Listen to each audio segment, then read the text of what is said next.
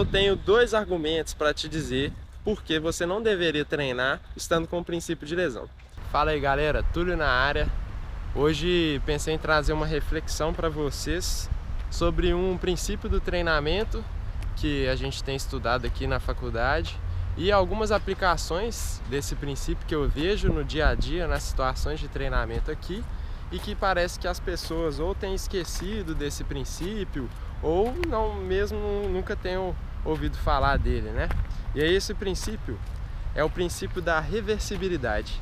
E o que esse princípio nos diz, né? Ele parte de um pressuposto lógico que aquilo que não é treinado é perdido. Ou seja, se eu estou treinando uma rosca bíceps e eu paro de treinar rosca bíceps, em algum tempo eu vou perder aquela força que eu tinha, a hipertrofia, etc. E aí eu tenho visto que em duas situações as pessoas parecem não estar compreendendo corretamente a aplicação desse princípio. A primeira dessas situações é quando as pessoas voltam de um período que elas ficaram de férias ou elas não estavam praticando uma atividade física com frequência. E aí, quando elas voltam desse período, o que acontece? Elas perderam rendimento, logicamente, por causa da reversibilidade. Mas aí as pessoas trazem que a volta é sofrida, a volta é difícil.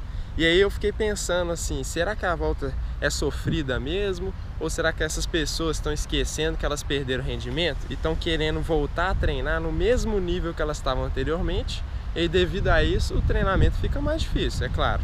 Mas às vezes a volta ela é só diferente, galera. Ela não precisa ser difícil, porque é possível a gente ajustar a carga de treinamento para que sejam geradas adaptações, mesmo que a pessoa esteja num nível um pouco mais baixo do que estava antes.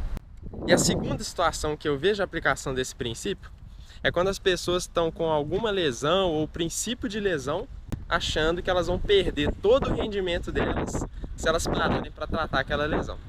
Eu mesmo estou começando a sentir uma dor no joelho e parei meus treinamentos porque eu tenho dois argumentos para te dizer por que você não deveria treinar estando com o princípio de lesão.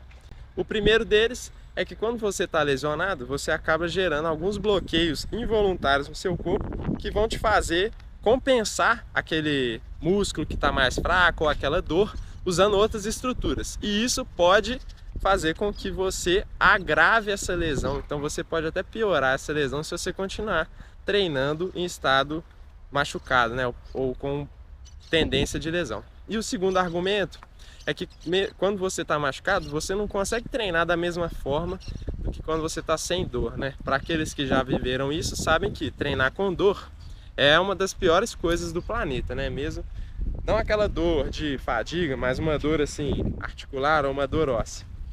Então vocês sabem bem disso.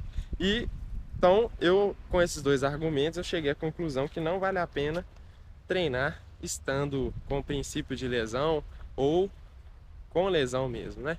E aí, por isso que dei uma pausa nos treinamentos de corrida por causa dessa dor. Hoje eu dei um pequeno trote aqui junto com a assessoria na pista para testar como é que tá o joelho. Eu recordei um pouco da dor, assim, não tá muito forte, mas tá ali, e aí eu decidi parar. Comentem aí embaixo se vocês gostaram dessa reflexão, se vocês já tinham ouvido o princípio da reversibilidade, e tamo junto, valeu!